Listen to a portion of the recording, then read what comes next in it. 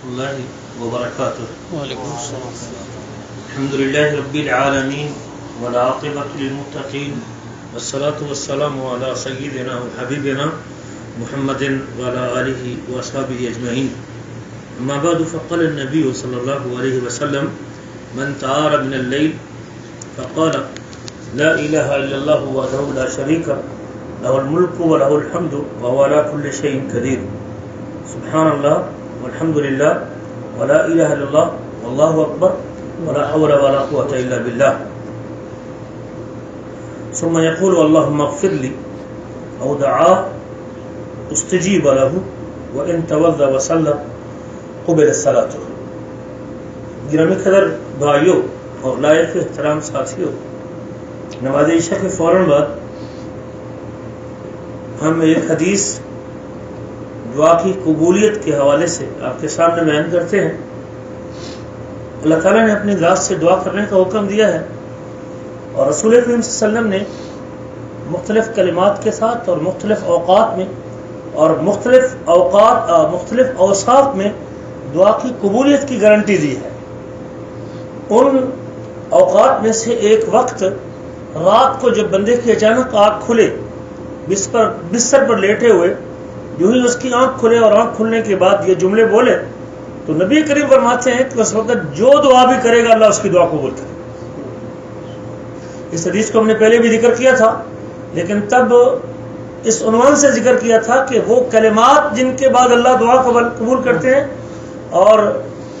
اہل علم نے اس کو ان اوقات میں بھی شامل کیا ہے کیونکہ حدیث کے الفاظ ہے من تعار من اللیل. شاید اگر دن کو بستر سے نیند کی آنکھ کھلے اور یہ دعا پڑھے تو اس کے لیے یہ مؤثر نہ ہو،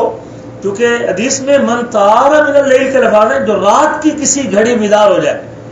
تو رات کی کسی گھڑی بیدار ہونا اور رات کی اس اندھیرے میں اپنے اللہ کو یاد کرنا،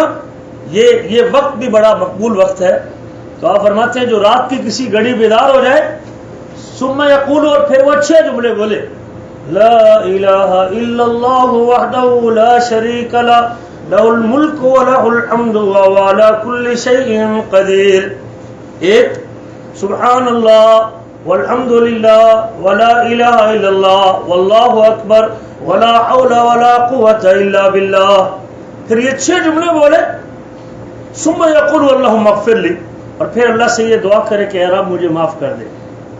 یا رب مجھے معاف کر دے، اللہ میرے گناہوں کو بخش دے. او دعا، یا پھر کوئی دعا بھی کرے، اللہ سے جو دعا کرے، شفا کی دعا کرے، اولاد کی دعا کرے، نرینہ اولاد کی دعا کرے، بیٹوں کی دعا کرے، پریشانیوں کے چھٹنے کی دعا کرے، حالات کی بہتری کی دعا کرے. حدیث کے الفاظ ہیں او دعا، یا پھر جو اللہ سے مانگے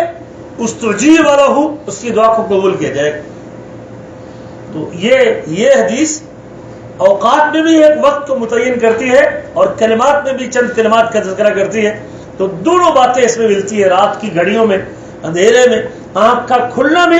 یہ دعا کی قبولیت کے اوقات میں سے ایک وقت ہے. اور پھر ان کلمات کے بعد جو 6 کے 6 کلمے اللہ کی توحید کے اوپر مبنی ہے، اللہ تعالیٰ کو اس کی الوہیت کا اور اس کے اکیلے الہ ہونے کا اور نقائص سے پاک ہونے کا اور لائق تعریف ہونے کا اور علی کل شیء قدیر ہونے کا اور ساری دنیا کے مالک ہونے کا تذکرہ کرنے کے بعد اور اس کی کبریائی کا اعتراف کرنے کے بعد اور اپنے سے ہر قسم کی قوت اور طاقت کی نفی کرنے کے بعد جب بندہ اللہ سے مانگتا ہے تو اس وقت دعا کی قبولیت کے چانس بڑھ جاتے ہیں. یہ نبی کریم نے گارنٹی دی ہے. تو میں اپنا مال اور اپنا پیسہ، اپنی عزت برباد کرنے کے بجائے، آج ہی دیکھ رہا تھا فیس بک کے اوپر کسی نے نشر کیا ہوا تھا، ایک شخص جو ہے نا وہ بیٹھا ہوا ہے اور خواتین اس کے سامنے آتی ہے، وہ اس کے چہرے کے اوپر جو اپنا ہاتھ مارتا ہے، خواتین کے چہرے پہ اپنا ہاتھ مارتا ہے، اور وہ خاتون اس سے وہ چہرے پہ تھاپڑی لینے کے بعد اٹھ کے چلی جاتی، 1 2 3 4.